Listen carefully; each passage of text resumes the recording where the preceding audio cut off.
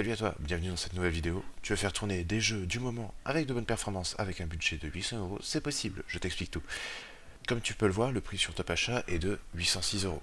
Frais de port inclus. On va quand même essayer de baisser le prix via d'autres sites pour faire des économies.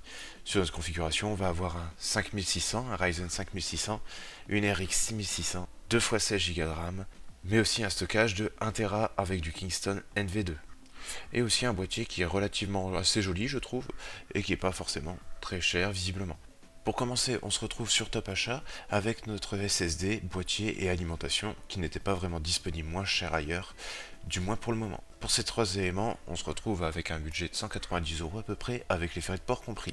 À cela du coup on ajoute un Ryzen 5 5600 sur iShelt à moins de 110 €, plus les frais de port qui sont à 7,90 €. Donc on se retrouve à peu près à 40 € d'économie par rapport au prix sur Top Achat. Également sur Amazon, on peut retrouver la carte mère Gigabyte B550M DS3H AC, qui est une carte mère qui a l'avantage de pouvoir être compatible avec le SSD Kingston qu'on a vu tout à l'heure en PCIe Express 4.0. Ça permet d'éviter de le brider. Et la possibilité d'ajouter encore plus de barrettes RAM. La livraison est gratuite, ce qui rend vraiment la carte pas très chère à 85 €. Puis sur rue de commerce, on va retrouver la Sapphire Pulse Radeon RX 6600. Donc c'est vraiment une bonne carte graphique pour du gaming, pour du milieu de gamme même.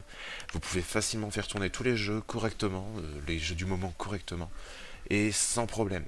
Pas de chute de FPS et des performances qui sont relativement élevées. Pour 120 € et des frais de port gratuits, c'est vraiment pas très cher. Ensuite, pour refroidir correctement votre processeur, le Deepcool Gamma X AG400, il sera capable de refroidir correctement votre processeur avec un TDP de 220 watts, donc la dissipation thermique de 220 watts, pour refroidir un 5600 qui ne possède une dissipation thermique de 80 watts réelle, ça fera largement le travail. Au moins si vous augmentez votre configuration, vous n'aurez pas besoin de le changer. En plus, pour un prix de 30 € et des frais de port qui sont gratuits, j'ai quand même été relativement surpris pour le rapport qualité-prix.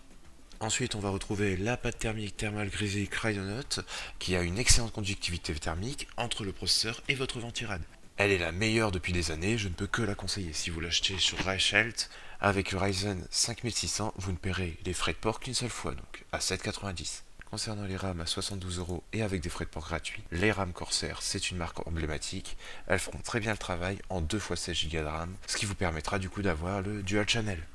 Le boîtier Colink à 55 € est vraiment pas cher entre son design simple mais efficace et les deux ventilateurs qu'on peut retrouver en façade, les deux ventilateurs qu'on peut retrouver en haut et le ventilateur qu'on peut retrouver à l'arrière. Ça fait du coup que ces ventilateurs ils sont déjà inclus au boîtier. C'est vraiment un faible prix. Rien qu'en allant voir rapidement justement dans les prix des ventilateurs de boîtier, on arrive facilement avec le même nombre de ventilateurs à la moitié du prix du boîtier. Pour arranger le tout, on a une compatibilité avec écart graphique de 33 cm, 330 mm, soit 33 cm.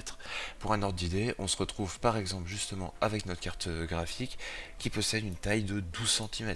Donc on a largement la place pour pouvoir la faire rentrer. J'ai fait un petit tableau comparatif et on arrive avec les frais de port et tout ce que je vous ai représenté, on arrive à peu près à 744 € avec le prix du Windows compris qu'on peut retrouver sur Amazon par exemple à 20 €.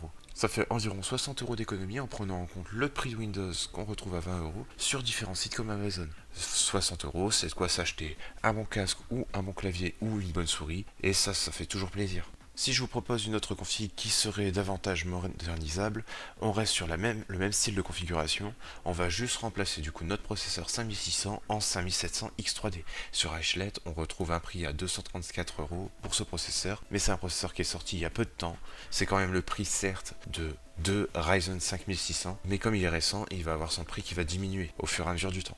Sur Amazon, encore une fois, on va retrouver justement une Aerocool 650 watts en gold, encore une fois, donc à 81 € avec les frais de port qui sont encore gratuits. L'avantage de cette alimentation, non seulement en plus elle est encore une fois en gold, mais en plus c'est une alimentation qui est dite modulaire, parce qu'on voit qu'on peut déconnecter tous les fils, et ça c'est génial pour faire du câble management. Ça évite de se prendre la tête avec les câbles qui sont complètement inutiles. Sur cette deuxième config, vous l'aurez compris, du coup, on aura dépassé cette fois-ci de 80 € le budget initial, mais si jamais vous voulez trouver quelque chose de modernisable et que vous voulez vous assurer le fait de faire tourner tous les futurs jeux pendant 2 ans sans souci, cette configuration qui est proposée ici sera adaptée pour vous. Voilà, j'espère que cette vidéo vous aura plu, qu'elle vous aura aidé et qu'elle vous aura aiguillé sur la construction d'un ordinateur. Et sur ce, je vous dis ciao ciao.